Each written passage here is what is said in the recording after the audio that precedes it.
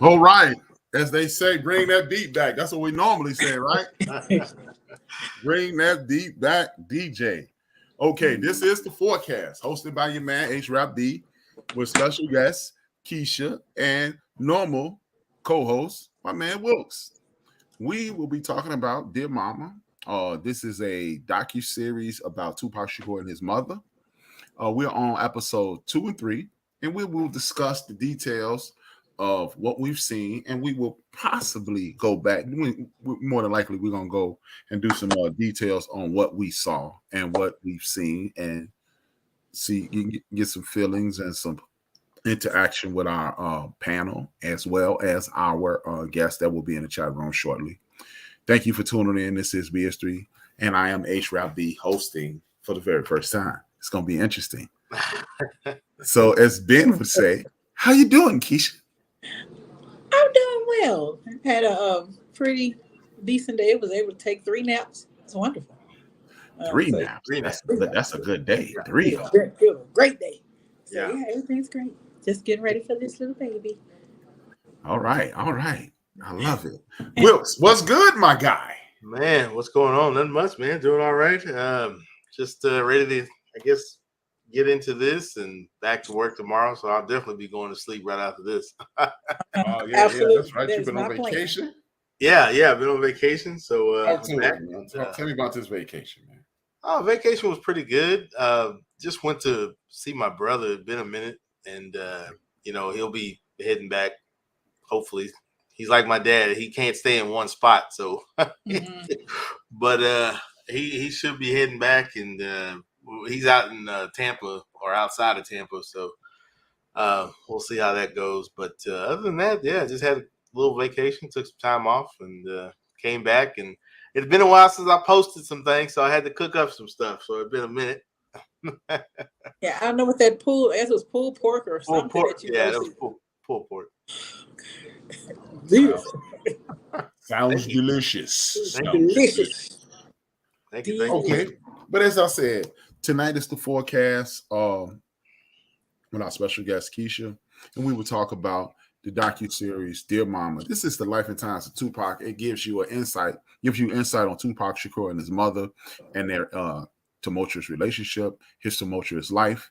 And last week we reviewed episode 1 and 2. This week we'll do 2 and 3. Let me get some opening thoughts from my man Wilson, and we're gonna go to Keysha, and then we'll come back to myself.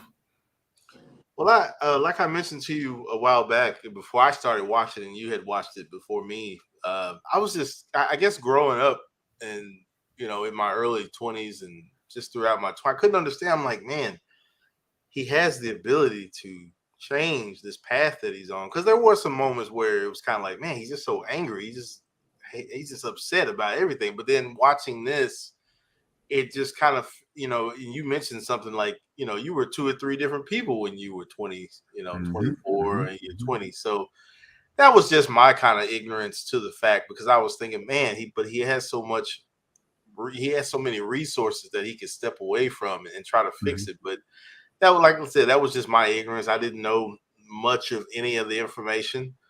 But and I like Tupac as an artist. I mean, I love to see him as he went in. He was kind of dipping into the movie scene, but this definitely, I'd like to see this, because I was kind of hesitant, because I'm like, how many times can we talk about Biggie and Tupac and who shot both of them? But it actually wasn't really about that. So I enjoyed it. I've definitely learned some things, and I think there's one more episode. Like I think 5 just came out or something. But no, I definitely enjoyed it. I'm learning some things that I did not know, because I didn't watch other interviews or watch other things out there or search anything. So this is really good for me. Yeah. Okay. What about you, Keysha? I enjoyed it as well. And like Wilk said, there was a lot of things that I did not know. Everybody know 1 or 2 Tupac songs. But right. You don't know everything that he has gone through, or everything, with his life, as far as him, his mom. I thought it was well done, very well done. And I kind of sneaked into maybe 30 minutes into part 5. It just gets better and better. The more you watch it, it gets better and better. So nice. I enjoyed it. Yeah, I too enjoyed it. And as I stated last week, I'm sorry, I'm still sending out notifications. I apologize. As I said last week, it made me start liking Tupac again because I had got caught up in the mystifying, Tupac is the man kind of deal, and it made me realize that And then I looked into it, and I kept saying he was 2 years older than me. Tupac is only 6 months younger than me, 6-7 months younger than me. He's born in 1971. I was born in 1970. And as I stated last week, as you stated, Wells, I kept looking at him through the eyes of other individuals. Yeah. Absolutely. And I cheated myself. And I really appreciated this. The Hughes brothers did an excellent job. And big ups to the Hughes brothers simply because you're looking at people who had a falling out with Tupac, and then he got beat up by 10 people, as he stated. He said, I didn't get beat up by 10 Tupac. I got beat up by the 10 dudes with Tupac. Yeah. So it really made me realize that Tupac Shakur, like myself, had to do a whole lot of growing between 1986. That's when this started. Well, 1972, 1971, 72 until his demise. And while we judged him unfairly, in my opinion, we had opportunity to reassess him and move forward. Yeah. Okay. The next episode 3 is called Ambitions of a Rider. Everybody loves that song from Tupac. I mean, that's one of those songs when they put it on, the party starts when you hear Ambitions of a Rider, and you start bouncing and everything like that. What were the first things when you saw the title, Keysha? When you saw the title, what were the first things you thought of, and what were the feelings that you had? When I saw the title, I just thought it was the title of the show. I've never heard that song before, so it didn't give me any feels. I'm sorry. Yeah. I'm gonna have to add it to my music list. But you talk about that song gets the party started. Two of America's Most Wanted is what used to get the party started for me. So I don't know that song. Yeah, I've never heard of it before. I'm sorry. I guess I should look that up. No problem. I guess I should look that up. Nah, it's all good. It's all good. Look, talk to me, man. Still thug life, though. Still thug life. Hey, man, my attitude is. Oh man, yeah. Oh my gosh, when I hear that song, I mean, I'm teleported back to high school days and music videos and where's the party at, and you leaving school, you shouldn't be leaving school. Somebody got a car, So it's definitely one of those things. Like, man, that was the video too, and then him and Snoop together. Oh my God, that's powerhouse right there. Like you thought you never see something like that. So no, that definitely. As soon as I hear the beat, as soon as I hear the song, I was like, oh man, this is it right here, man. There was another Snoop and Tupac classic. Yeah. They did a couple. America's Most Wanted. They had a few. Yeah. And like I said, it was a party starter. Tupac, like I said last week, the beauty in Tupac, even when I had fell out of love with Tupac due to the media's influence, I always said, because I'm a lover of this hip hop culture, I said Tupac is his target better than anybody in the history of the culture. Yeah. Right. Tupac closes his eyes, pulls his bow back, or cocks his trigger back, and it's bullseye every time he opens his mouth. So, Ambition of a Rider, I wasn't listening at that time. I was like, I'm tired of being angry, I'm tripping. But I was like, oh, this hard. Yeah, man, he was doing it. And it's kind of like what you were saying, like he's always on target. I think it was in episode 3 or 4. I know I'm kind of jumping ahead, but do you think? They were talking about how, like, he would just hit people with his intelligence. It was just like, it was one of those things where he was very book smart, common sense, street smart. I mean, and like somebody else also said in the, he was born in a time where, he was born into the movement. So it's in his blood, it's in his DNA, so he definitely gonna always come correct. He may be, not what you expect, but he's going, like he said, I'm gonna talk loud and I'm gonna be me. That's what he did. That's definitely what he did, and that's the beauty. You know what, Keysha, I want to ask you a question. You have a unique perspective. What they did was delve into his mom. They did a deep dive into his mom, and then they mentioned how she was in pain as he went through these things. Talk to us as a mother seeing their child struggle through life. How does that feel? It really broke me Mm-hmm. because like even like y'all know I'm about to be grandmother again. Yeah. I don't even want her to go through that pain. You know what I mean? Like Yeah. I had to pause it. You know what I mean? Because and I paused 5 as well because it showed her talking to this after he had passed away. It's how emotional and how hurt she was. So I don't even know how to answer that question other than just horrible. This is the worst feeling in the world, especially when your child goes before you. Yeah. Oh yeah. Oh gosh, I can't even imagine. Yeah. Mm-hmm. So it was heartbreaking. Well, talk to me, man. When you saw him going through this and they start referencing his mom, talk to me. What are the things that were going through your mind? Yeah, it was just I thought about just, well, I've had some family members in my family that have lost kids early, but even before that, just watching their children be addicted to something or, in and out of jail, just struggling, whatever it may be, trying to hold a job, can't. I've seen that, and it can break some people, and it will break you if you allow it, and then you just kind of rebuild from that. But I can't even imagine what kind of anxiety she felt, that hole in her chest. It's kind of like, man, what is happening right now? But it was, but I think both of those struggles. Oh no, I'm sorry. Go ahead.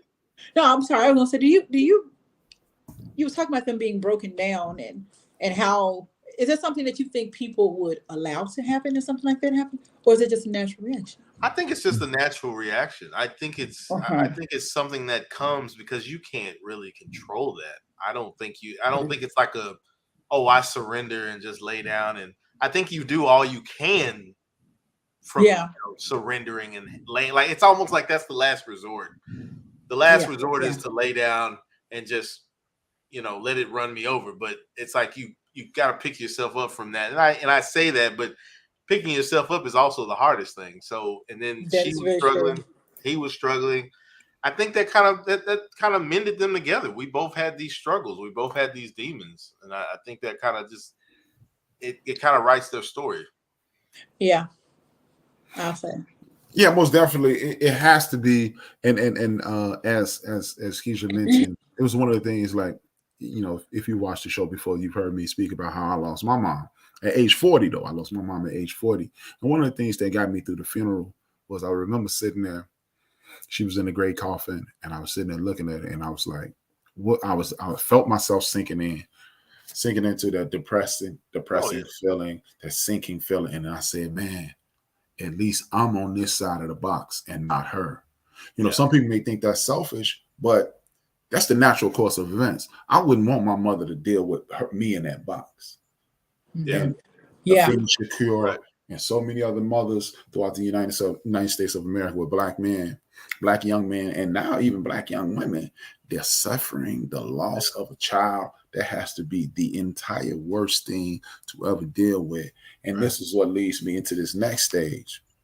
Afeni Shakur, unlike most documentaries about our brother Tupac Shakur, God rest his soul, we never get the chance to understand where he comes from, who he comes from, and what created him. I'm gonna go back to Keysha Wilkes. Keysha, and then you Wilkes. Talk to me about your impression of Sister Shakur, how when all the chips were down, she is the face of the Black Panther Party self-defense, and then she's the legal defense, she's the legal mind without training of the Black Panther Party self-defense, and then she takes over, and then she's left abandoned. Talk to me from, again, this is the beautiful part about having a sister on the panel. We get to understand what a woman's thinking at this point. Talk to me, Keysha. Well, I thought she was awesome. I mean, like being pregnant and nurturing this baby while she was in jail. Yeah. She accomplished so much, it seemed like, for somebody who didn't have a law degree or just, had this baby that she was trying to take care of. Or was she on crack or Cocaine. No, she wasn't on crack at this point. Yeah. So, for somebody that did all that, and I just thought she was amazing. Like how they thought Rosa Parks is a shero. Rose didn't do nothing but sit on that damn bus. You know what I'm saying? She sit on that damn bus and go to jail. Mama Shakur went on and she got people out of jail. She led the Black Panther movement. I mean, and then had a child thinking, after 2 failed miscarriages, I think it was 2. Right. Not really knowing how she would be able to care for that particular child. I think she was just wonderful. Oh yeah, absolutely. I mean, wonderful. I think just to kind of piggyback off what Keysha was saying, I mean, it was like she said, you had 2 previous miscarriages, but then you got to defend yourself with no professional training. And then there is another part in there where they kind of had to defend themselves against snitches because you had undercover cops, and she's surrounded with that, and it's just one of those things where it's like, man, just backbending, but she stood up and she stayed in there. And I mean, she made a way when she could have, like I said, she could have just, this is it. I'm just going to drop it right here. But I'm pretty sure with that pregnancy, that definitely was another factor of, I got to keep moving forward. I got to keep pushing, and I'm not going to let these people nail this on me and just throw things at me that I know are not true. So I have to read them the book because they're going to read me the book.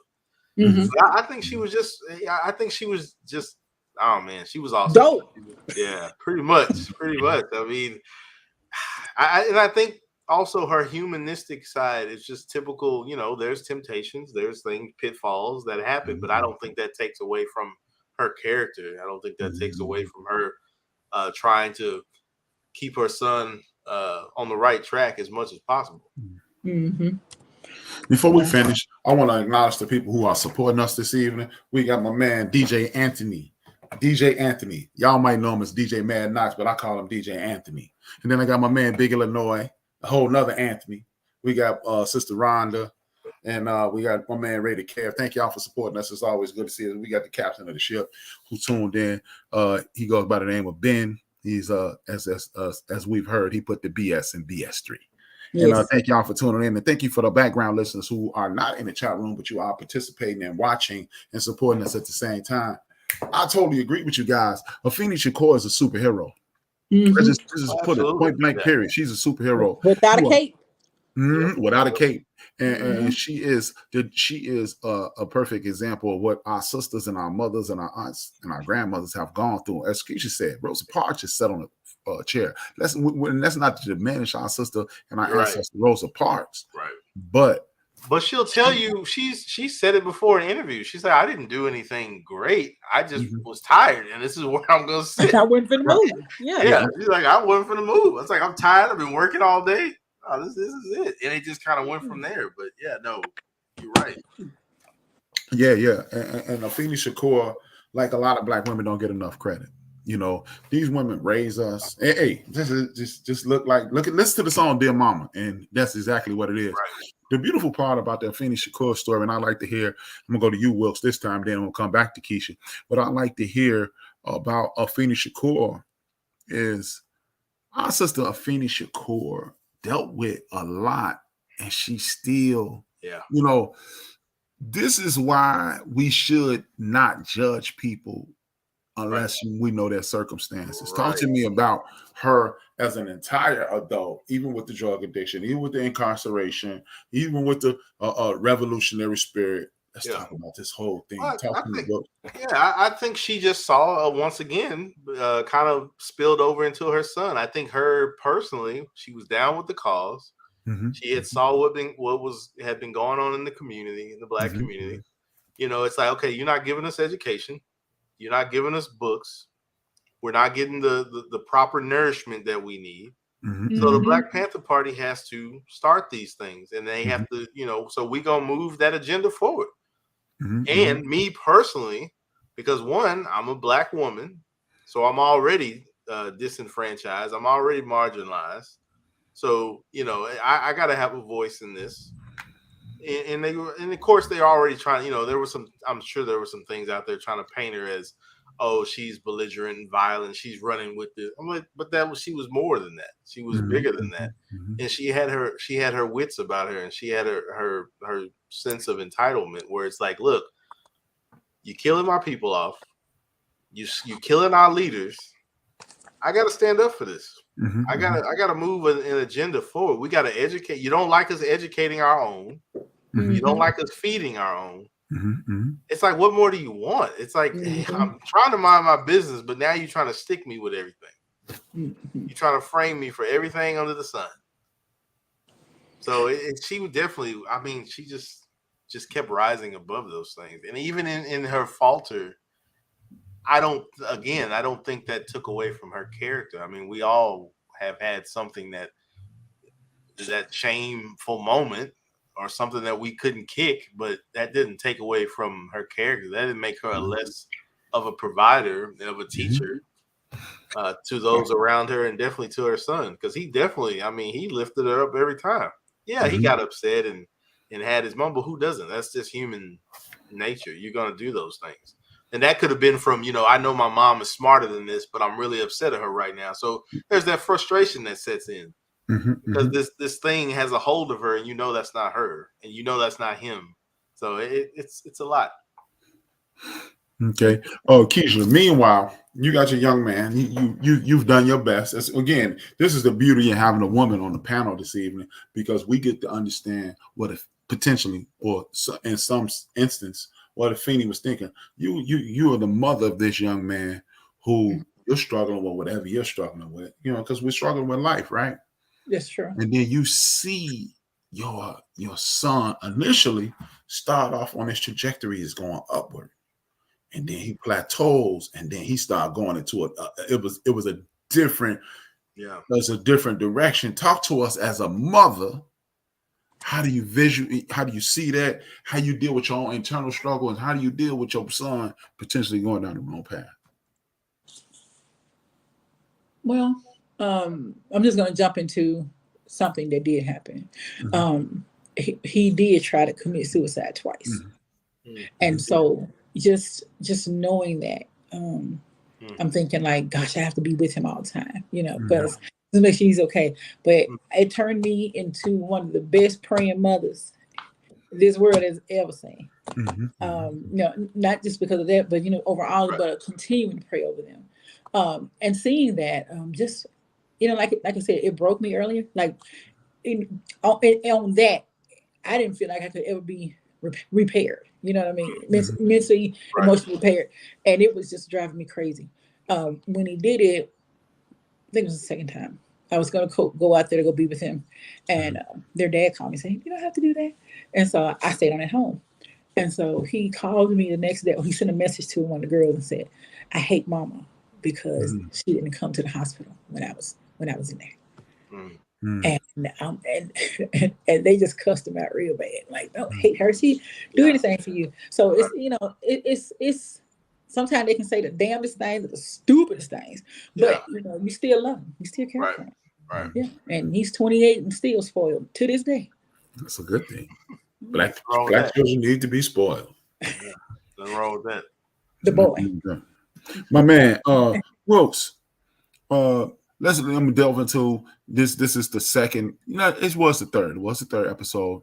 Tupac he gets an attempted assassination, on his life. Yeah, he gets shot several times. He's in the hospital, and they say, "Oh my God, I run into my father for the first time." Talk to me. How did that make you feel? Talk to me. Wow, you know what? That was new for me because I had never, of course. You always heard that one lyric, when my daddy died, I didn't shed a tear, because he thought this man that died was his father, but come to find out, what was it, Billy Garland? What was it? Billy Garland. Yep. Billy Garland? Yeah, I was like, wow, that I did not expect that, and even him still speaking highly of Tupac, saying like, I wanted to be with him, I know we weren't close, but we got to know each other a little bit, and I got to come around him, and we talked. But just seeing him laying there in the hospital, how he talked about how that kind of shook him a little bit. But yeah, all of a sudden you come back, and I don't know how many years had passed, how long it had been, but 22. 22. Okay, yeah. He was like, all of a sudden you show up. I can't imagine what Tupac was thinking, and I don't know how that conversation would have went between the mom and the dad, but yeah, I was like, wow. So this is this man. This is him. He's still alive. It's kind of like I wonder how Tupac felt at that moment. Again, thank you, Lloyd Phillips and Golden Brooks for chiming in. Please, everybody who's tuning in, I need you to do me a favor. There's a like button. There's a thumbs up button. Please hit both of those. Those help the algorithms. That helps grow the network of BS3 on a regular basis. It broadens our horizons, allow other people who are not tuned in to tune in and helps us tremendously. Thank you for tuning in as well. Yeah, man. The Billy Garland thing really struck me because I'm a person who grew up without his father. Tupac was under the impression that his father was no longer with us. Yeah, right. And to wake up, as he stated, I thought I died and went to heaven and looked at somebody who was me. Right. That has to be extremely nerve-wracking. To look up and see an older version of you is insane. Right.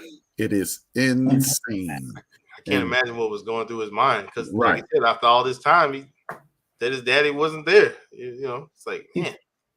Probably wondering if he wanted something like, like what Bob? Not what's the man's name? I Feel Good. Oh, James Brown. How he felt about his mom. Yeah. Oh gosh. Yeah. Yeah. That's why he left with his dad. That's right. Yeah. Mm-hmm. Man. Yeah, it was a tremendous situation. One thing that struck me the most about the initial part 3. Part 3 really touched me when I started seeing, when he, okay, you got this bombastic young man, and I'm gonna go back to you, Keysha. You got this bombastic young man. He's having these brush ups with the law. And what really bothered me is something that we were never allowed to understand when that was going on. I'm a year older than Tupac. I was living this with Tupac. Of course, I wasn't living it in regards to dealing with it as him, but we were living it. How did you guys feel when it said he was charged with assisted sodomy? Because we've been told all these years Tupac went to jail for rape, sexual assault. And they knew that he technically had nothing to do with this, but they still charged and incarcerated him. Keysha, then Wilkes, how did you feel about that? Or did you even hear that? Sometimes things go over our head and we don't pay attention. Oh no, I heard that. I heard that.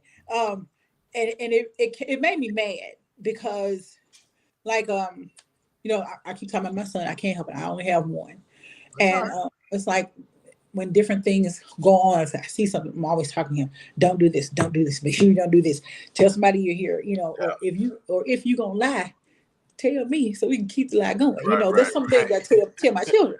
So it's like, but seeing that, and he wasn't like 22, 23 years old, maybe when all that happened, he was still technically a baby in my eyes.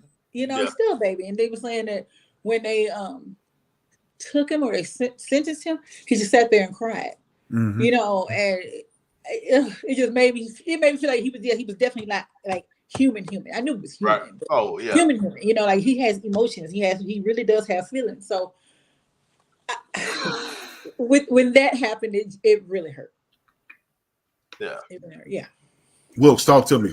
Yeah, because they were trying to stick him with something because he got off with the shooting of the officers, of the off-duty cops. And it was just like, okay, well, your music is saying another thing. So we got to find something to stick him with. His persona is, go ahead. So you saw how he straightened out the courtroom, right? Right. Oh, yeah. Absolutely. Oh, yeah. Mr. George Jefferson. Yeah. So it's just like, you like the guy said, you doing that in front of the white people? Oh, no, they ain't going to have that. Yeah. We gotta stick him with something.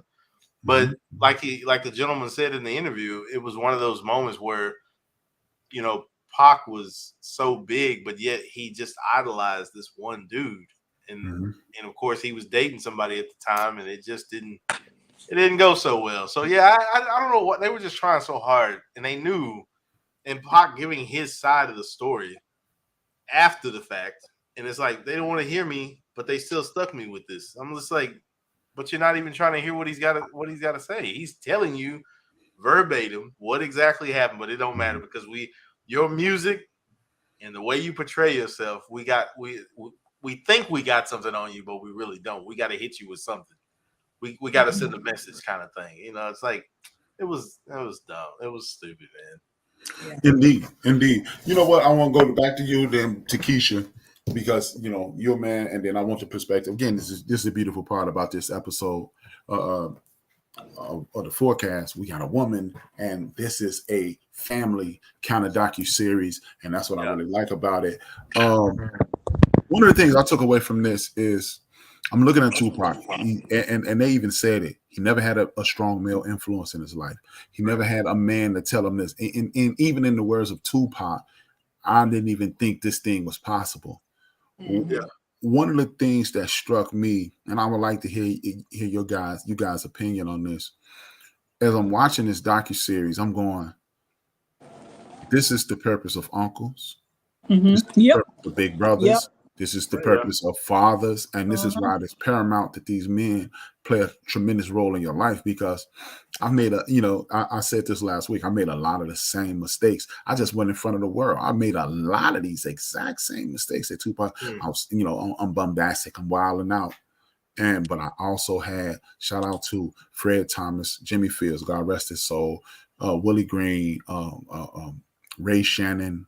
It was Stanton Payne, God rest his soul. I had these men in my life, and they stopped me. They jammed on the brakes. My Uncle Rory, my Uncle Richard, my Uncle Theo, they jammed on the brakes, and I was able to stop and listen. Talk to me about, what do you think the effect of having even that big brother in the neighborhood that could have potentially helped Pop? Because one of the things that disturbed me was this: Big and that crew told him, "No, don't mess with Haitian Jack." Right. Yep. Stretch, and what you don't see is Ed Lover telling him, because Ed Lover used to hang with him and Stretch. Don't mess with him. Yeah. And he's still wilding out. Right. What do you think about what was missing? What do you see was missing in Tupac's life? And then we'll go to you. I'm pretty sure he saw, unfortunately, he saw a misguided use of power.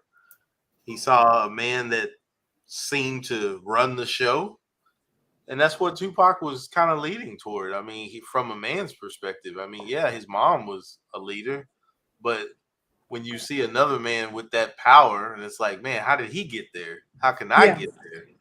You want to hang out with the boys and be one of the guys and get that power. You want to, have people call you by name when you walk into a place. I mean, that's just one of those things. But it's just like, I think, like you said, that guidance was missing. Even though other people, on his level and maybe older were like, hey, man, that you're so much better than this.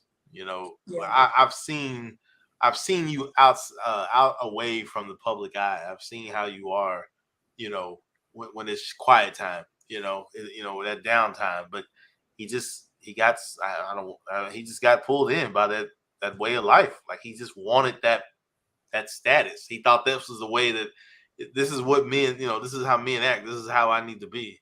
But I think he was just missing that guidance. I think he was missing that, hey man, you got too much going for you. You don't need to be over here. It's kind of like a story we were talking about at work in the warehouse.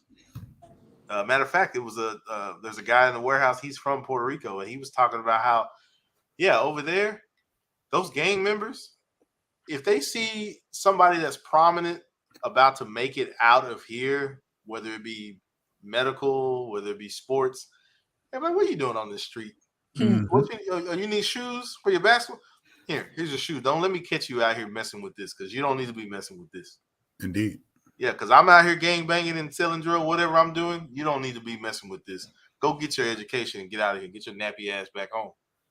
So it's one of those things where it's like you need that, because even though it's like at least one of us or somebody can make it out or get out. I didn't have this chance. So for you to stay on the right track, I'm going to need you to get your shit together. Keysha? You're asking what I thought was missing from Tupac? Okay. Because I want to make sure I answer this correctly. So what I want to say is, I know a lot of times people want to blame the fathers, for being absent. But my mom raised 4 girls and 1 boy. I'm 47. 3 of my sisters are older than me, and my brother's 46. And my dad went nowhere in the picture, like nowhere. He kept jumping town so we could leave. So we didn't know where he lived. So I'm saying it to say, raising a child as a single mother is definitely possible. Tupac needed a whooping. Right. Yeah, pretty much. That's he needed a whooping because he was so sweet and meek in high school on that interview, and then a light switch, and then you turn to somebody like turn to excuse my mouth, but a damn fool. Right. Yeah, at that moment, she should start popping his ass and got him right, because at that point, talking, you can do talking. And who posed in a bathtub, their arms up like this with the gold hanging on his junk? Like the boy wanted some attention. Yeah.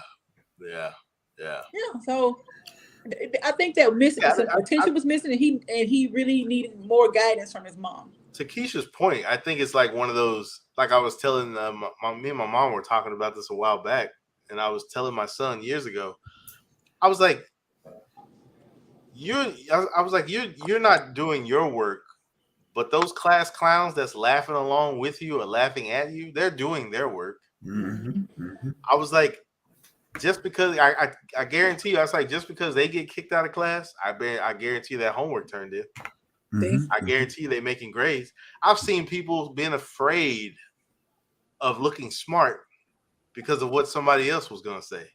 It's like, but you smart. I've seen it. I've seen people not come to math class, not come to class, and like, man, but you're so intelligent. But hanging out and skipping class looks better than going to class and getting your grades.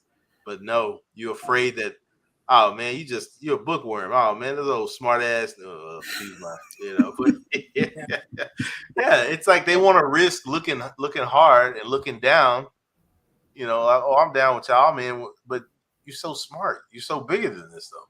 You don't want to look smart in the fear of, well, they're gonna dog me.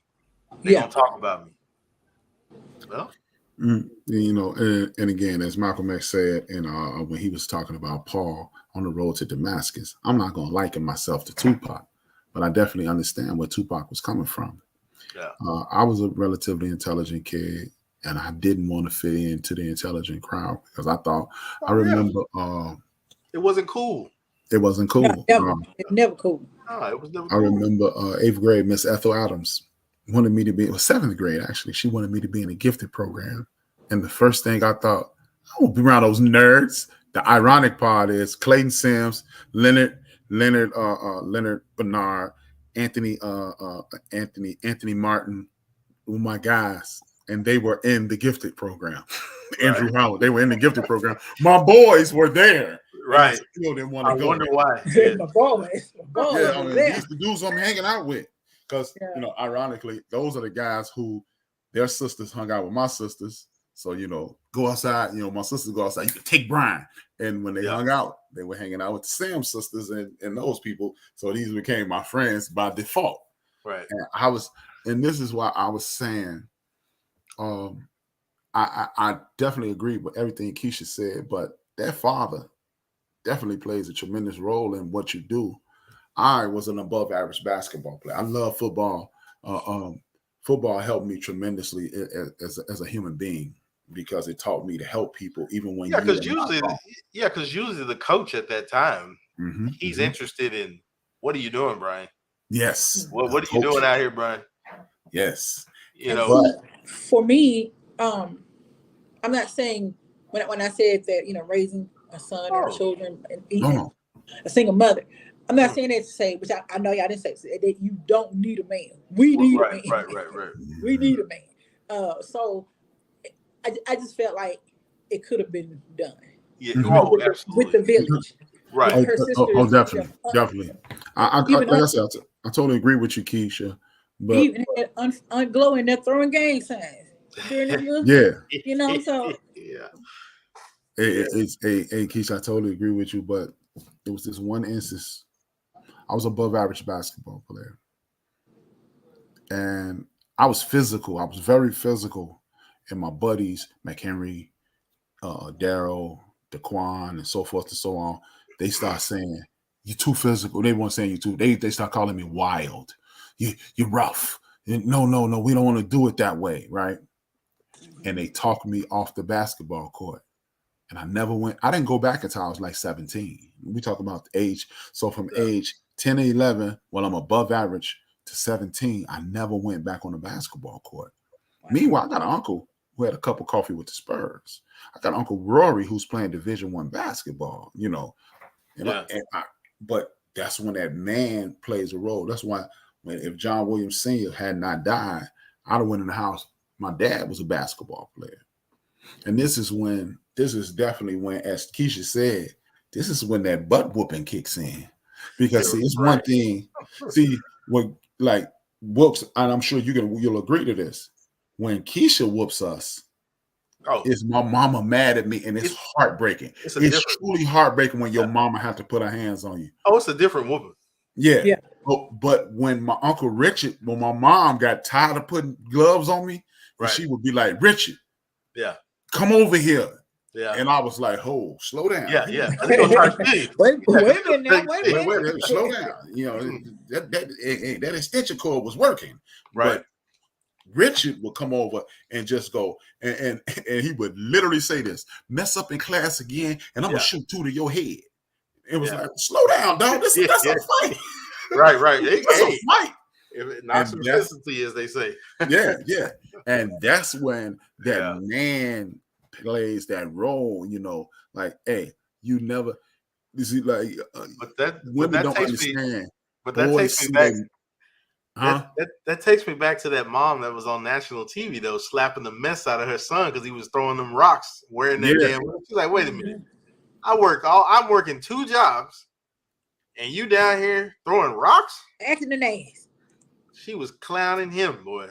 And that's the thing. Hey, mothers out there that's listening, when you say, "Boy, why did you do this?" And that boy say, "I don't know."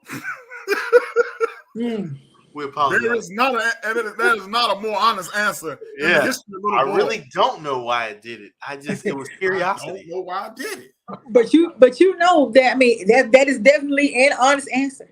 Oh, it is. And I've let my kids get away with that answer because you probably didn't, like you said, you probably didn't know. It was kind of on the whim. It's kind of like, I really don't have a motive why I'm doing this, but I'm just doing it. We went to one of my friend's houses. That's her mom's house, and her mom. But my friend had a little boy, maybe 2 years old, almost 2, and my son was maybe 12. And we all sit on the couch and we're all talking, laughing, and then we just hear a little voice go, "Oh!" Like that, right? We all looked up. My son got the boy in a suplex, like this, head to the chest. Oh, I'm like, oh my God, you know, like it just happened. What did you see this? You know what I'm saying? That little boy chest was about to come apart. He was just holding like, yeah, what you gonna do? And so, you know, children can have random thoughts. Oh yeah. It's more curiosity. Like, let me see how this goes in real life. Let me see how this goes. I've done but it. But that has to been the funniest thing y'all had ever seen. You know, when we got in the car, we cracked up the whole way home. It was funny. I mean, it's just like when you know, I know, like for me, going to the bathroom away from prying eyes and pouring alcohol in your hand and lighting it on fire. You try to now you know you done seen this on the magic show. Yeah, you shouldn't be dumping alcohol. Yeah, hey, you do that? Newsflash! Every mother that's watching this, every boy in the history of the world is a pyromaniac. Know that. Burning something is always going to be the thing, whether you're burning yourself or not. It's good. Hey, just know, your son has done this. He's lit a match, had another match, waited till that match went out, and then stuck it to the other match so it could light up again. Absolutely. Or you've taken your mom's hairspray. Oh, you've taken a match. It's just what it was. Here's an all-time favorite, Wilkes. Take the lighter fluid, spray it into your hand. Yeah. It's only gas. Now it's stuck in your hand, and you light the match, and you throw the ball of fire at a cousin. Right. At a cousin. I'm telling you. Yeah, it has to be a relative. Your home, you don't do that with your homies. Oh no, you don't do that with nobody. That's because your cousin is just as crazy as you are. So then they were like, man, let me see that. And then I've seen my brother's pyromaniac moments was done alone. My mom came home, it was tons of little burn holes in her favorite curtain. And he was in there lighting incense. It's just something about boys with fire and burning shit. I don't know what it is. Or your mother lost. If your mother smoked like mine did, she lost that big lighter that she never found, but you found it way before she did. Oh yeah, because it was at school. Blow it into your hand, light it. Now your hand is on fire temporarily, right? And you shake it out. Plant it. It's like, use Zippo lighters too. Yeah. So, and the point of bringing that up is Tupac was lighting fires in front of the world. Oh, absolutely. And they couldn't put him out fast enough. And all he was doing was he was a dude with hundreds of thousands of dollars and a whole bunch of lighter fluid.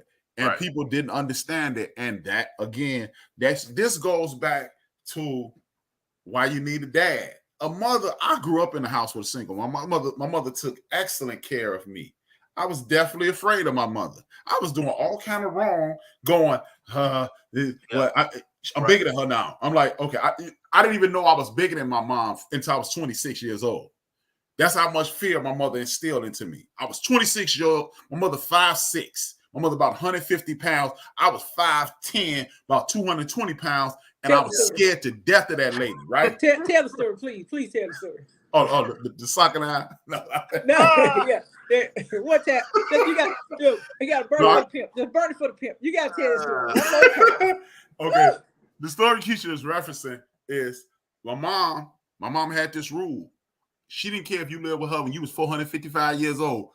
You are not going to enter Dolores Annette's house at 12:01. Oh, no, you're not. Wherever you are at midnight, you better be there. Oh, no, you're not. So I sneak out the crib. I sneak out the crib. And the irony is, look, to show you how.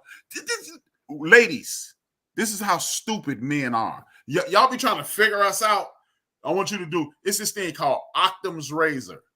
The most obvious answer is the answer. I was sneaking out the house. Was I going to a nightclub? No. Was I going over a girl's house? No. Guess what I was doing when I was sneaking out of the house? I lived on the 5th floor. Me, Big Illinois, his sister Kim, and his brother Keith were standing in front of the house. Nah. So I snuck in the house, and I sneak in the house, and I had, in my mind, I perfected not making the lock make a loud noise, Will.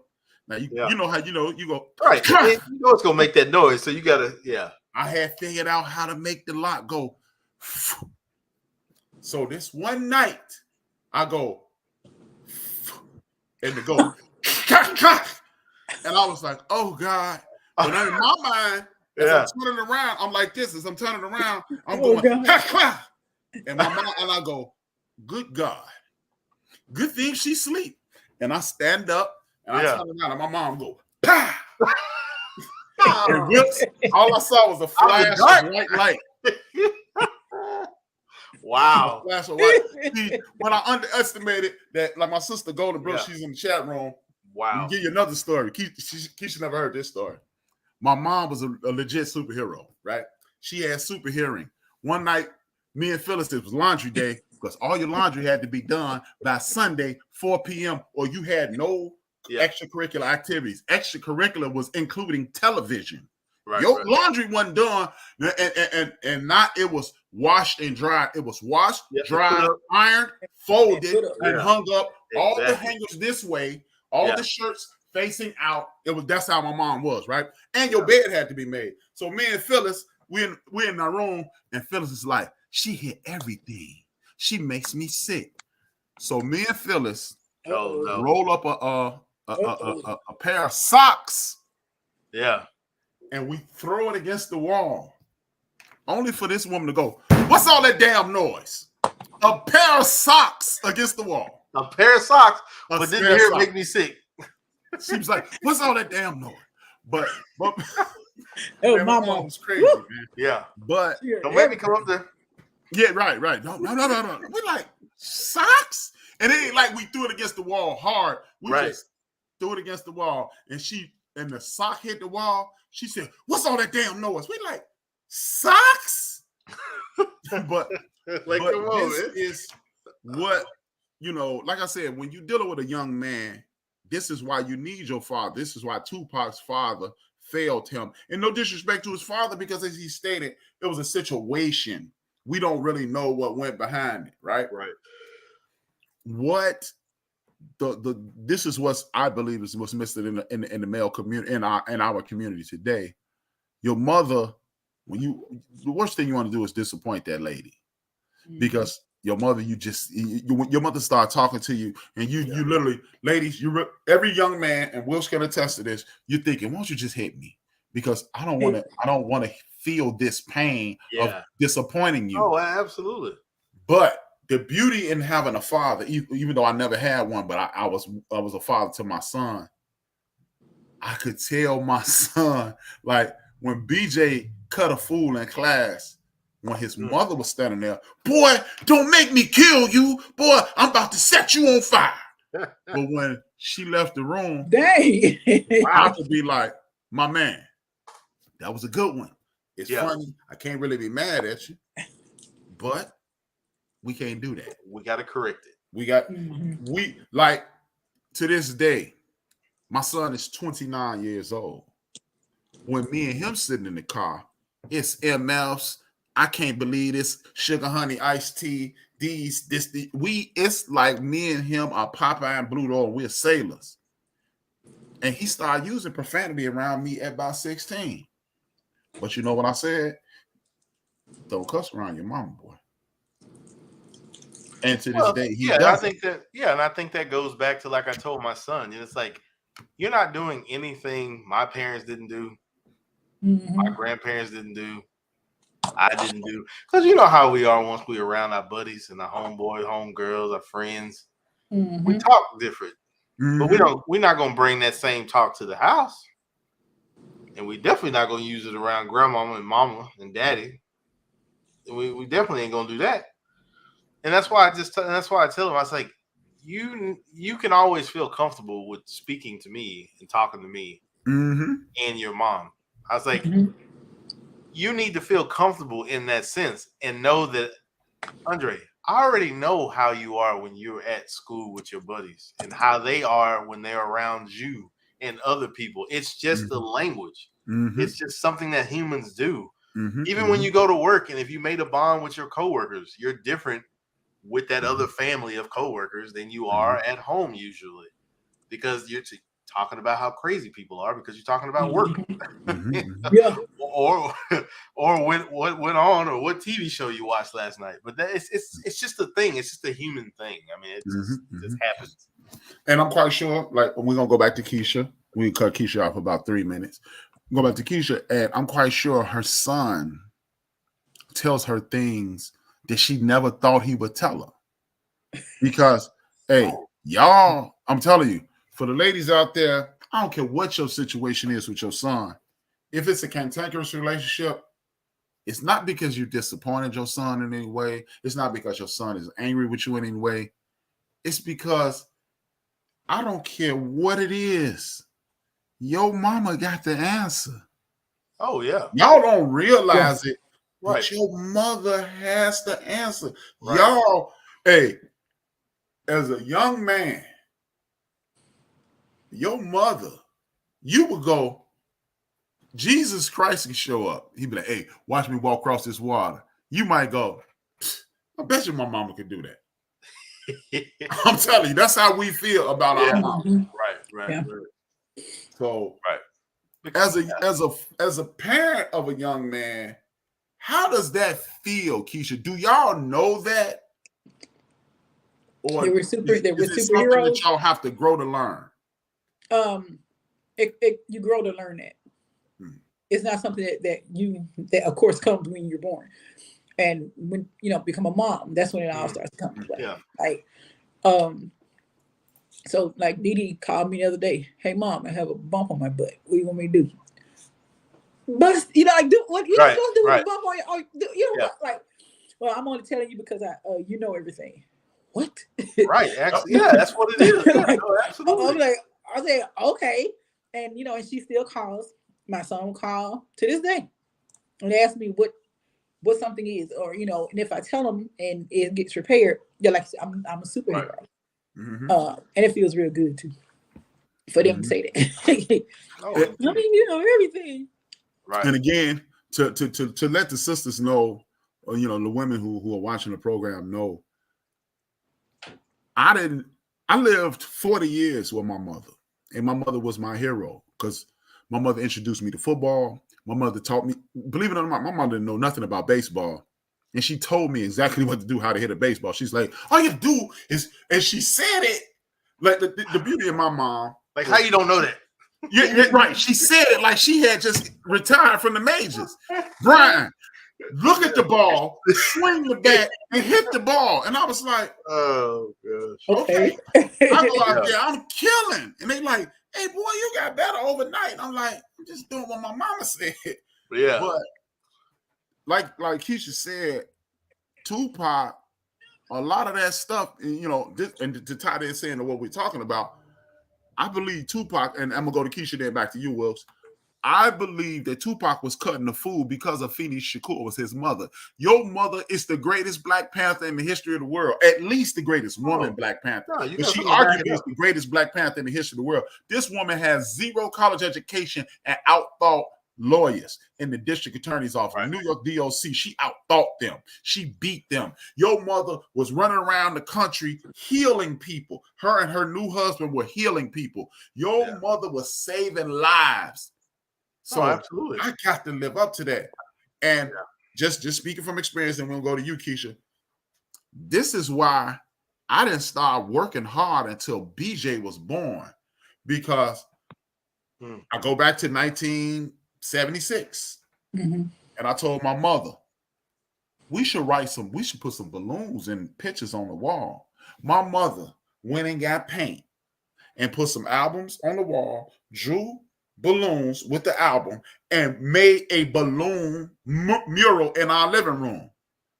I didn't see my mother struggle with anything. So right. I'm like, yeah.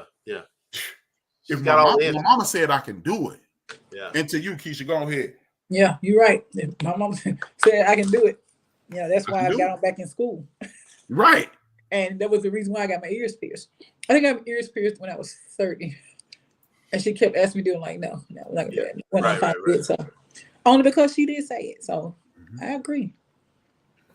Whoops.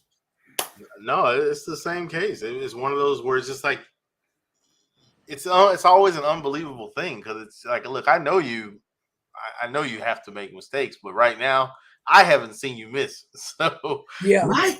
I haven't seen you miss. So yeah, absolutely. He, like you said, he was lighting fires because, one, he can back it up. Yeah. I mean, what kind of pedigree is that? Your mom is up here out thinking people that supposedly went to law school, out thinking the court system, and out thinking the local law enforcement, questioning, putting him on trial. So yeah, I'm gonna walk out of here like George Jefferson. Yeah, I'm gonna talk that mess, and I'm gonna talk, like he said, I'm gonna talk loud. That's just what I'm gonna do. Yeah, he knew. He had him by the tail. He knew it.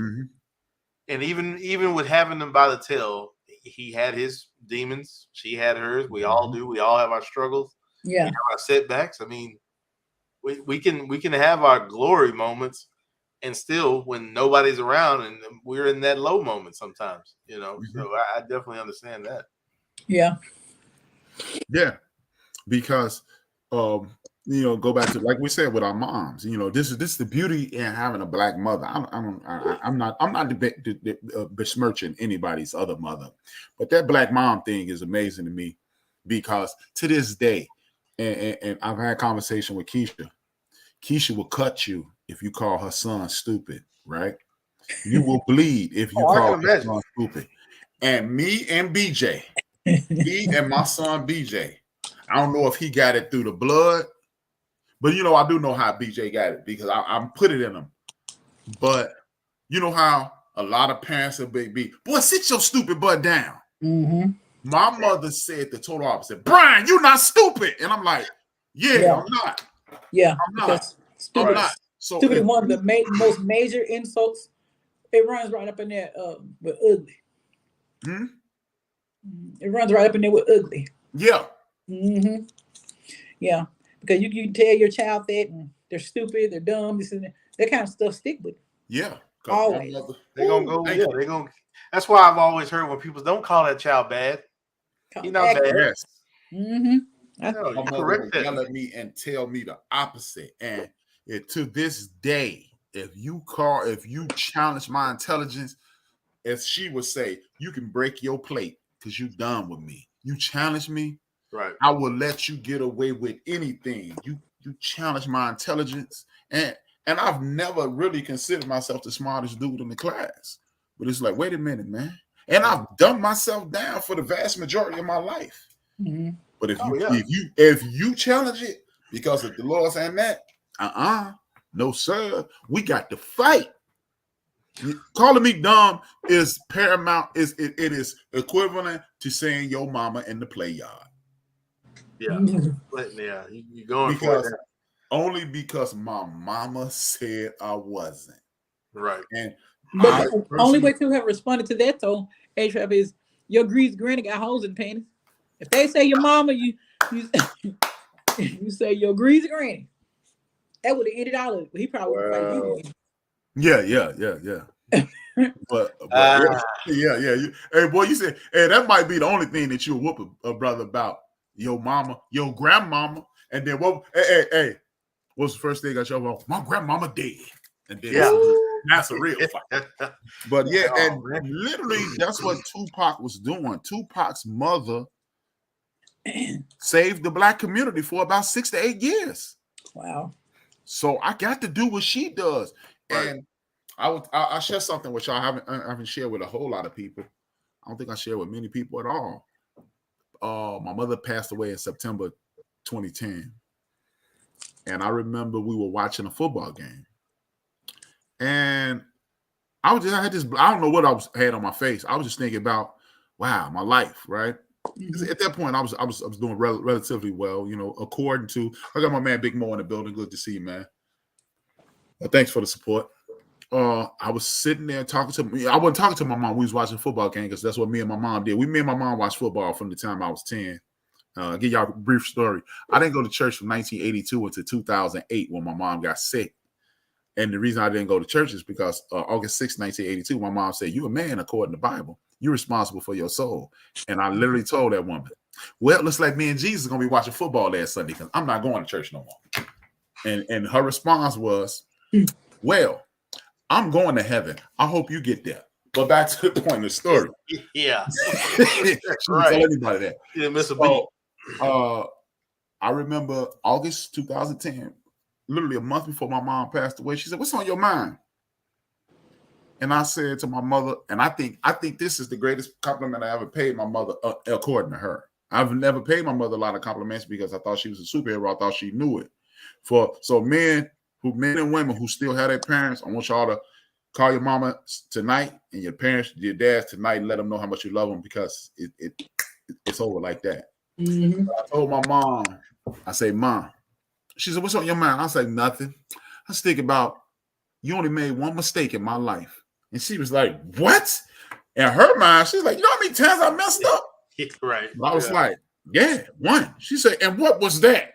And true in that fashion, because Bo and Phyllis, they in the chat room, they call my mama Annette. They was bad. They thought they was bad kids, and I think they need a whooping to this day. They in their 50s. I think my mom should jump off the coffin and whoop them today for calling her mom by her first name. But that's a woman thing. But I'm messing with them. And I said, "You only made one mistake." She said, "What was that?" I was like, "I left Lincoln Park. You let me leave Lincoln Park and go to Westinghouse Vocational High School." She said, "I thought you loved Westinghouse." I do.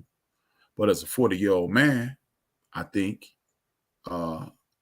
if we'd have stuck with your plan, as we always did, because my mother was a dictator. You didn't wash the dishes at 6 o'clock. You start washing them at 5:50.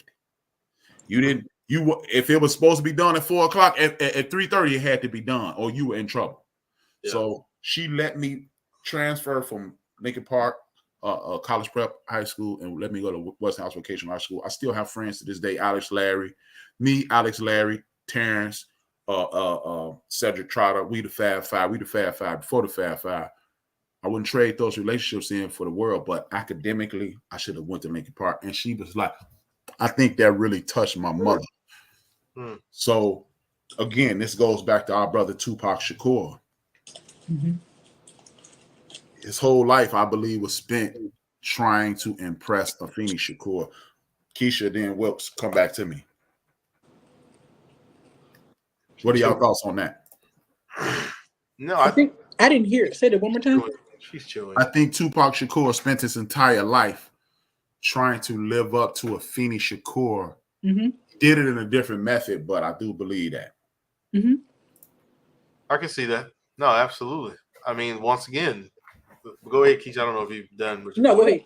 I was going to say, no, absolutely. I mean, I can't even imagine the conversations that didn't get recorded. I can't even imagine the talks that they had that, other prying eyes and ears were not around. But, yeah, he, once again, that superhero aspect, saw her as a superhero, took down giants. I mean, majorly. Yeah, pretty much. So, yeah, I can't walk around here and act like I don't know who I am. What was the art teacher? He said he stood up in the class, gave a 10-minute speech about, you're not going to make fun of my name. You're not going to make fun of me.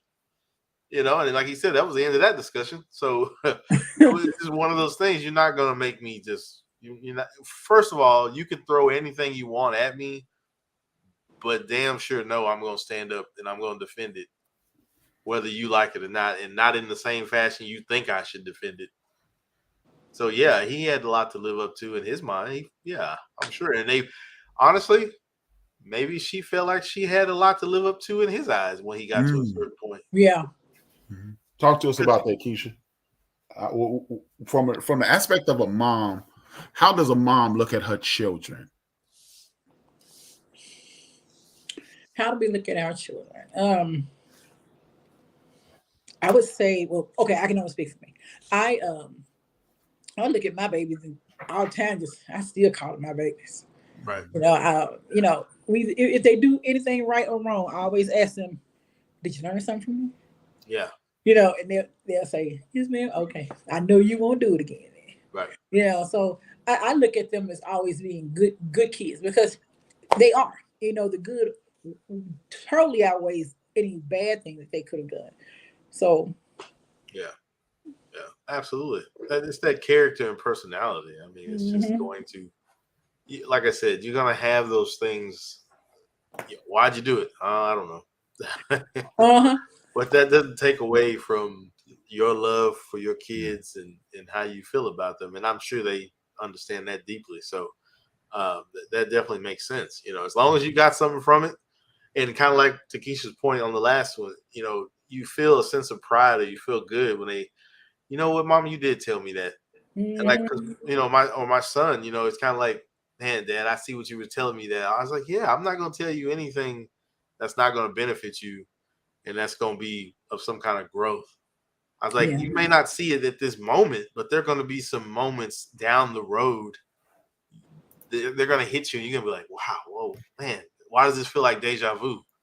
It's not deja vu. It's just that I told you, and it just stuck with you. So when that moment finally arose, it was like, now I see what he was talking about. Mm-hmm. What you do? One of the things that to piggyback off both of you guys' opinions on that is, I used to tell my children this, and I still tell them this to this day. The worst thing in the world is to hear my voice and I'm nowhere in the room. I'm nowhere around you. When you hear my voice and you are doing whatever I told you not to do and I'm not there, that's the worst feeling in the history of the world, because I felt that feeling 10, 11, 12 dozen times. Right. Mm-hmm.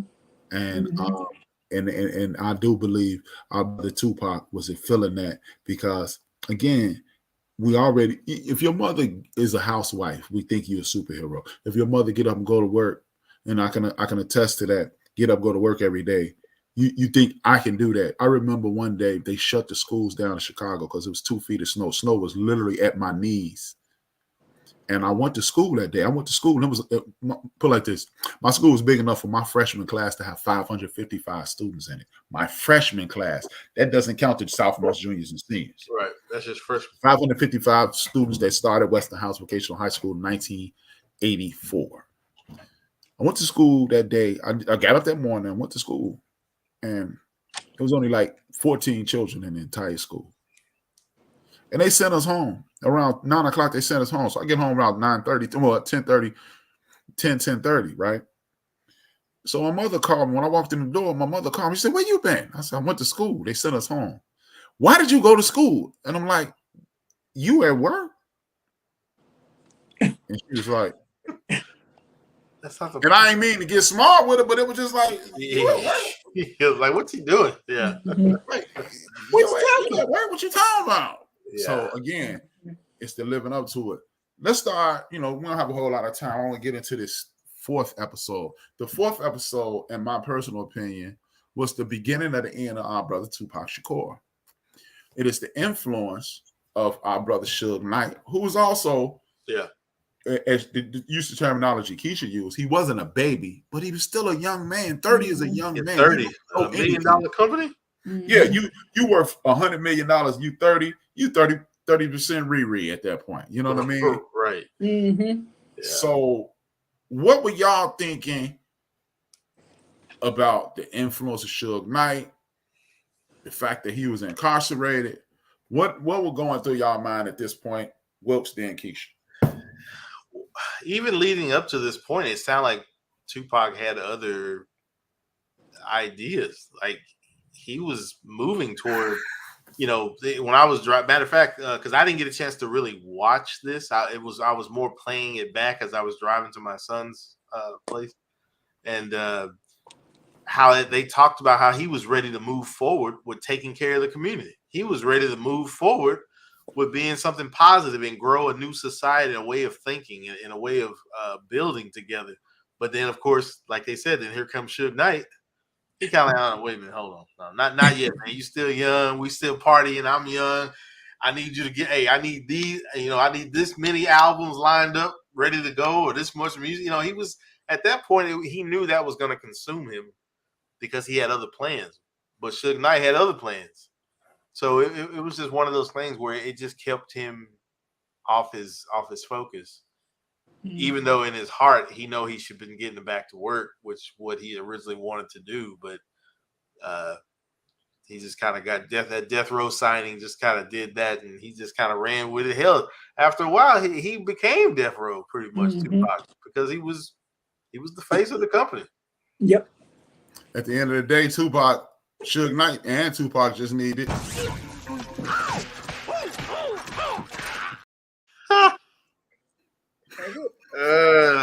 That's all they need.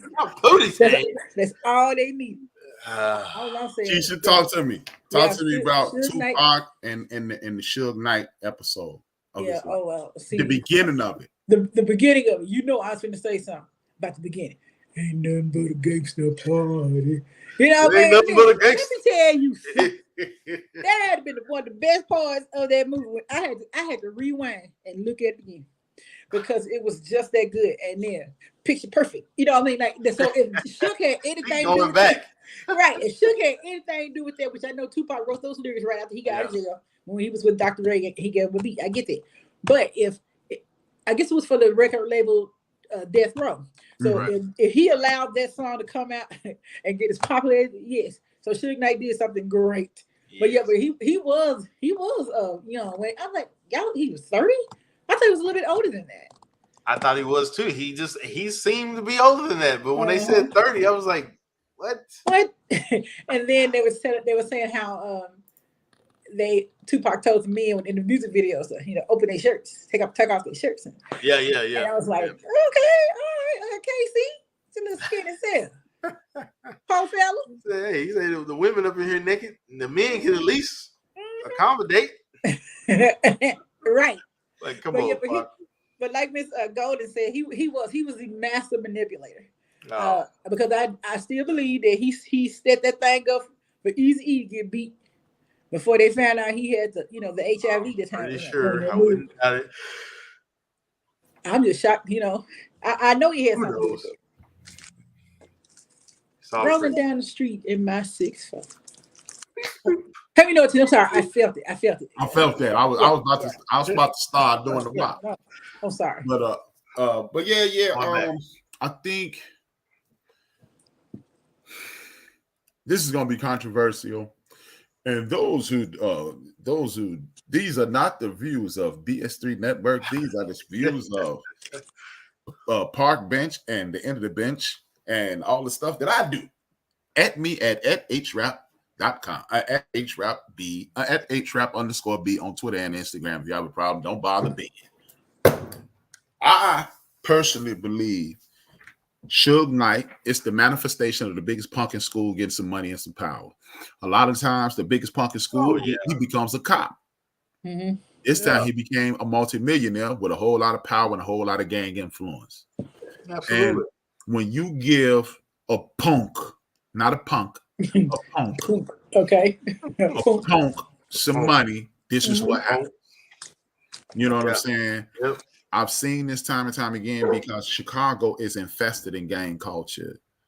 I know a bunch of punks who stood in front of a bunch of gangsters, and they were like, "Yeah, you better get out my way." And you like, "Boy, you couldn't fight off a cold. You better give me some go head on." But I call Suge Knight the manifestation of a human. He's a human pit bull. Now, we all walk down the street to see dogs, and if it's a traditional dog, a German Shepherd, a little mutt, we'll get out, and then the dog cut and run. But if you saw a pit bull on that same street as you walk down the street, you go, "Whoa!" You watch it. You watch it. Suge Knight, 6'4" tall, 6'4", 6'5", 320, 350 pounds. He looked like a walking tree. Are you really willing to test him? Yeah. Because if you're wrong with that test, he finna give you some. What did he say? If you come for the king, you better not miss. Come for the king, you better not miss. And I believe that's what Suge Knight was, because I'm not trying to act like I'm not a gangster. I never been a gangster. I am. Oh well, we know that. We know that. We know you a triple. You a quintuple OG. We know that. But I ain't never been tough. I ain't never been no punk, but I ain't never been tough. But I know what a punk looked like. And I remember being in the barber shop maybe about 10 years ago, and me and our homies were having this conversation. And I was like, Suge Knight was a punk. And everybody, man, Suge was bad. And then I ain't gonna say no names. There's a couple dudes came in. They panty waist. Yes. Panty waist. Yes. I'm a firm believer in this. Panty waist. A couple cats came in who I knew were thorough. And I was like, how long was Suge Knight last in Chicago? A night. And if Keysha, maybe not even that. If I didn't know better, I would think Keysha was there. Because that's exactly what they said. And I believe Suge Knight was living his triple OG dreams through Tupac. Oh, yeah. Yep. Definitely. Yeah. Absolutely. I mean, because once again, like he said, Tupac had other ideas and plans to get along with the business he had at hand. Suge Knight, you would have thought he would have poured into that. He ain't got time. He don't care about that. I'm 30 with millions, man. I ain't worried about that. I made mine. So come on over here and write these records, write these albums. Yep. And let's get this money. All right. Yeah. Anytime, I think you're the biggest chump and the biggest punk in school. Anytime a human being, a man, because all men, you love your pops, I'm assuming. You revere your pops. My son, I had the privilege of my son, BJ, Brian Jr., telling me one day, he's about 16 years old, he said, "Pop, you my hero, man." Whew, blew my mind. Yeah. But guess what? I don't care how much that dude that joker tell me he loved me. Nicole, he would jump in front of a bullet for her. I might be his hero. But I don't think BJ is jumping from the bullet for me. If they was like, your mama, your daddy, that joker give me a hug. Tell grandma say hi, Pop. Yeah. It's been real. It's been real, Pop. Yeah. And it ain't no slight against my son. I know my son loves me. And that's cool. Yeah. You separate a man from his mama. I got to question you. I got to question who you are. You only get one mama. You only get one daddy, but right. But you know that what was it? Denzel said that a son is a mother's first love. So vice versa. Right. First love, and it's just no competition. Right. Absolutely. Yeah, and then I remember when I was married, my ex-husband would get jealous because I was spending so much time with my son. Mm-hmm. Like, oh, you used to let me lay on you like that. Ninja, go on. You know, go. Yeah. You laying on me is what got me in this predicament. Leave me alone. A pumping and a sweating. Yeah. But anyway, continue. So men do have a tendency to get jealous of things. Yeah, but if you separate a man from his mama, I have absolutely positively no respect for you. I don't care if I see you whoop 900 Godzillas. Right. You're still a punk to me. Right. If you said if they do what? If they separate their son? If I was to try to separate you from your son, meaning draw a wedge between you and that young man, I don't care if I see you whoop 900 Godzillas, you a punk. Right. Because I know what that bond is. And he knows. I saw a Suge Knight documentary, and he was fawning over his mama like that. So for you to try to step in between Afeni, as they said in the docuseries, you tried to step in between Afeni and Tupac. I got to question you. Right. Mm-hmm. Like, why would you even try to cut that off? You see what they have together. Yeah, no, you're absolutely right. That's when you call him a Suge Knight a sorry sack of shit. Yes, there you go. Mm-hmm. That's it. I promise I'm gonna try to be funny. I don't know. I don't even know if he a whole sack. It's true. He a sorry turd. He could be bottomless. Right. and you know, what? Okay, I'm gonna go you, Keysha, then you, Wilkes. What was your? You know what? I got two questions in it because I know it's too close to the end of the show. The first question is this: what was your greatest disappointment in watching these 4 episodes? And then I'll come back to y'all, Keysha, Wilkes, and then Wilkes, Keysha after I ask the second question. My greatest disappointment was when he went to jail for something he didn't do. And you know, and that they kept trying to get him, you know, and bring him down. So that was a huge disappointment. Who? The man. The man. Yeah. So that was a huge disappointment. Let's see what else. Now Anglo was great, you know what I'm saying, but she was kind of Anglo was the highlight of the joint. Was on it. Yeah, she was on it. But yeah, and you know, and then ultimately, and then just knowing the end, you know, already knowing the end of how it's gonna, you know, happen, what's gonna happen, you know. Right. What, 26, 25 years old, just shot. Yeah. And just trying to go see Mike Tyson fight. Yep, pretty much. Mm-hmm. No, those are my disappointments. Whoops.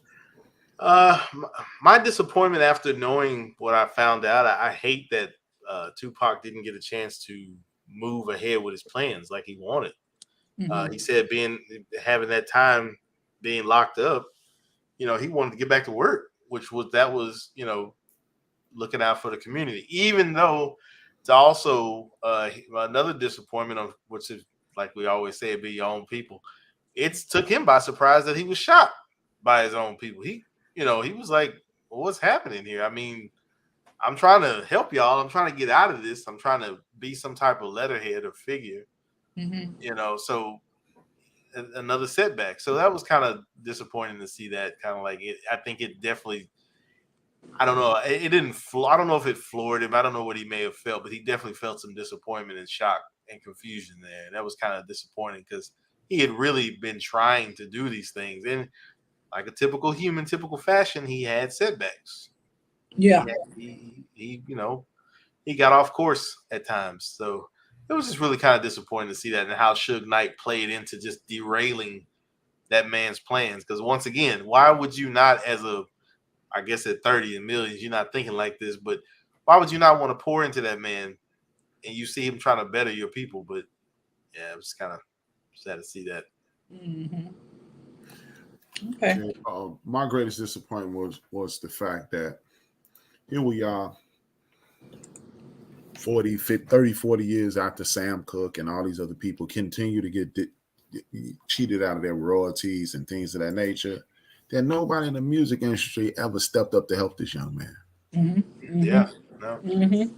You know, I'm sick of seeing brothers on TV go, well, you know, when I was 21, I was doing stupid stuff too. That's even more reason to step to him. Yeah. Right. Yeah. Nobody Definitely. stepped up to help him. Right. That was my greatest disappointment because you can clearly see he was on the right track. And nobody, even though I'm being a bit overreactive because you had a million people say, I stepped up and the Joker just wouldn't listen to me. Yeah, I heard that guy said, yeah. But you know they said that he was a hardhead. Yeah. Hmm. But I think somebody should have got hold of him early. Another disappointment was to see it's just so many people that have transitioned in this documentary. Shock G, his mom, they were gone too soon. Yep. And you would listen to Shock G talk about his life, and it was just sad because I'm like, and he's gone too. Right. Yeah. Mm-hmm. Now, I've got two more questions. Well, two more questions, and we're gonna shut it down. The first question is, what did y'all think about how the Department of Correction handles prisoners? Because initially, even when I got my degree, one of my professors said it's no longer about crime and punishment. I mean, no longer about crime and rehabilitation. It's about crime and punishment. What did y'all think about the way they isolate you off in the middle of nowhere? And then your final thoughts. Wilkes, Keysha, and then I'll close out. Yeah, I think I guess they look at that as some way of trying to break you, I guess.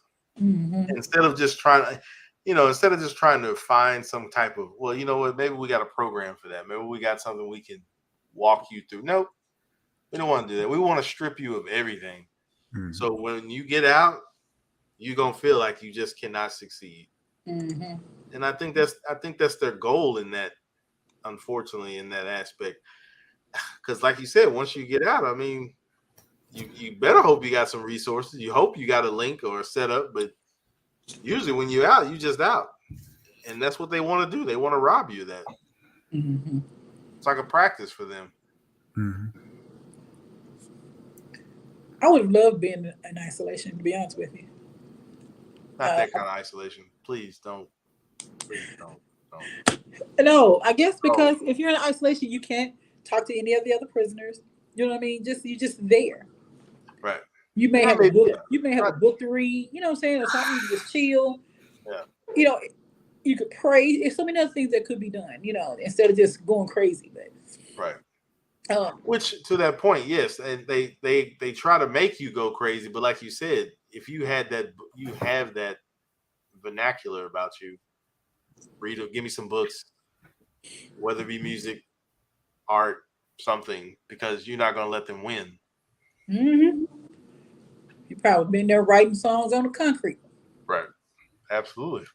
Brenda's got a baby. Come with it.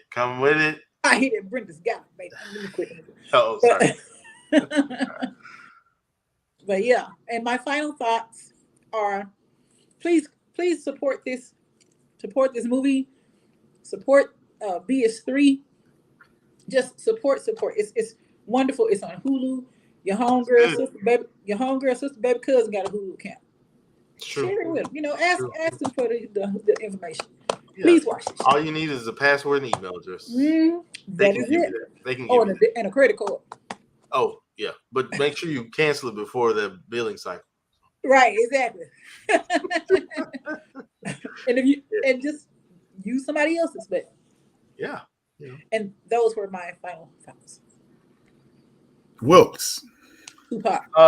My final Right. thoughts. I definitely am. Well, like I said, I was hesitant to watch it because I was like, man, how many times do they keep trying to discover who shot this man and whatever? But this was actually really good. I felt like you had eyes into him growing up, being moved around city to city. His mom kind of, pretty much like you said, H-Rap, a hero, superhero, doing her thing, and not sitting back while she watched her people perish. She's kind of fighting against the norm at the time, the system. Still the norm in some senses, but yeah, no, I thought it's done well. I can't wait to see the last. I don't know if 5 is the last episode or not, but I need to start the next one, and I'm really enjoyed it. It surprised me. I learned some things because, like I said, I was just really ignorant because I feel like, man, why can't Tupac just change the way he thinks? Like, why is he rapping? Like, I'm not connecting that. I'm not thinking about that. Like, come on now, this man. I'm not thinking that. Oh, wait a minute. This brother just gonna snap his fingers and it all goes away. But it's not like that at all. I mean, he's human, got struggles, got setbacks. Oh well, my final thoughts are: so far so good. This is an excellent documentary. It opens the door on who Tupac is, why he acted the way he acted, and what led him down the path that he eventually led to his demise. The only disappointment I have is just so many times when you got people like Dr. Dre saying, hey, man, I tried to wipe this out of my mind because I didn't want to deal with this anymore. You got Snoop Dogg saying the same kinds of things, and nobody stepped up and said, hey, man, we don't have to do it this way. Right. Yeah. Those are my final thoughts. And as Keysha said, we do need to continue to support BS3 as a network. I need you to subscribe to the Facebook group, BS3 Network. I need you to subscribe to the YouTube fraction, which is BS3 on YouTube. This is a network that is growing extremely fast. It's important that we support each other at all costs. It won't cost you anything. Go to YouTube. Most of us have Gmail accounts. Go to YouTube. Sign into YouTube with your Gmail account. Hit like, hit subscribe, tell a friend and tune in. Tomorrow, there'll be a myriad of things on BS3. Continue to support. I'm assuming, unless hockey stands in the way again, we will be, hopefully hockey does stand in the way. I enjoyed this interaction between myself, my man Wilkes, and Keysha. It's been good. Of course, we would love to have Ben and Doc in because that will only enhance the conversation. It will be basically a wrap-up episode next week. We will talk about all 5 episodes, the things that we saw, the things that led down the road, and the things that how Tupac left the world and hits the world. We're going to ask a few questions. Tomorrow, I will be on air at 6 p.m. on the End of the Bench Media. Well, I will talk about a myriad of things that will about community and power, and I will always ask 3 questions. What do we want? What do we need? And how do we get it? 6 p.m. Central Standard Time, the End of the Bench. There will be several programs all day tomorrow on BS3. We will be back in 165 hours. It's 166 hours or 164 and a half hours from now. 166 hours in every week, 168 hours in every week. We'll be back in 1 week. And as I do, I say, dream your dreams. I salute Reggie O'Shea, a.k.a. Combat Jack, by saying, dream your dreams and man up and woman up and live your dreams. Because life without dreams flows in black and white, and life with dreams flows. Maybe tell us surround sound. Wet dreams? What? Sorry. I'm not saying anything. I'm just going to look the other way. Yeah, we're going to look the other way. With that being said, if I owe you something, I ain't got it. And if you need it, get it from God.